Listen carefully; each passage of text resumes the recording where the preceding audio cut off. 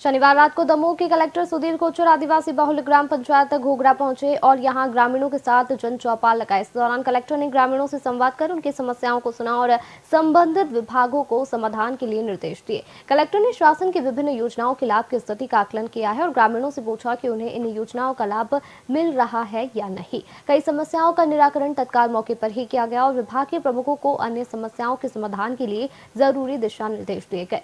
इसके साथ ही कलेक्टर ने आधार, समग्र ई-केवाईसी, आयुष्मान, किसान सम्मान निधि, पीएम आवास और राजस्व विभाग से जुड़ी समस्याओं के समाधान के लिए शिविर लगाने के निर्देश दिए। जन चौपाल के दौरान ग्रामीणों ने ग्राम पंचायत चोरैया के पाटन और कलकुआ में अधूरे आंगनबाड़ी केंद्रों की समस्या उठाई। साथ ही भूलखेड़ा गांव के स्कूल का नाम कारी बरा के नाम से होने की शिकायत भी दर्ज कराई गई। साथ ही कलेक्टर ने सभी समस्याओं का समाधान शीघ्र करने का आश्वासन दिया और अधिकारियों को इस दिशा में कार्रवाई करने के निर्देश दिए।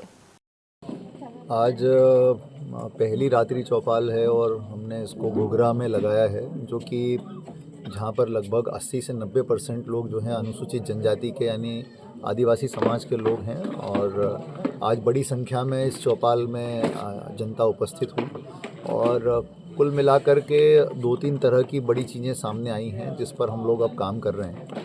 पहला तो ये देखने में आया कि कई सारी सरकार की हितग्राही मूलक योजनाओं का लाभ लोगों को इसलिए नहीं मिल पाता है क्योंकि उनके पास सही दस्तावेज नहीं है। तो जो सबसे पहला इम्पॉर्टेंट दस्तावेज है, यदि उनके पास जाति प्रमाण पत्र ही हो तो जाति प्रमाण पत्र से ही उनको कई सारे फ़ायदे जैसे राशन वगैरह सब मिलने लगता है। तो हम ये प्रयास कर रहे हैं कि अगले कुछ दिनों के अंदर हम बड़े पैमाने पे इसमें शिविर लगाएंगे ताकि जाति प्रमाण पत्र जो पात्र लोग हैं उनके सबके बन जाएं। दूसरा, सबके समग्र और आधार, ये कई बार ऐसा होता है कि समग्र और आधार की लिंकिंग नहीं है, आधार और मोबाइल नंबर की लिंकिंग नहीं है, ई-केवाईसी नहीं हुआ है। इन सब कठिनाइयों के कारण कई योजनाओं का लाभ लोगों को नहीं मिल पाता। तो इस तरह की शिकायतें भी सामने आई, तो हमने ये भी प्लान किया है कि अब हम यहाँ पर और इसके आसपास के क्षेत्रों में इस तरह के शिविर साथ में लगाएंगे ताकि लोगों की ये समस्याएं पूरी तरह से दूर हो जाएं। इसी प्रकार से किसान सम्मान निधि को लेकर के भी लोगों की समस्याएं लोगों ने बताई कि पहले मिलती रही फिर नहीं मिल रही। तो ये सारी चीज़ें शिविर में हल होने वाली हैं। तो हम लोग इसके लिए पहली चीज़ तो जो है कि हम शिविर प्लान कर रहे हैं।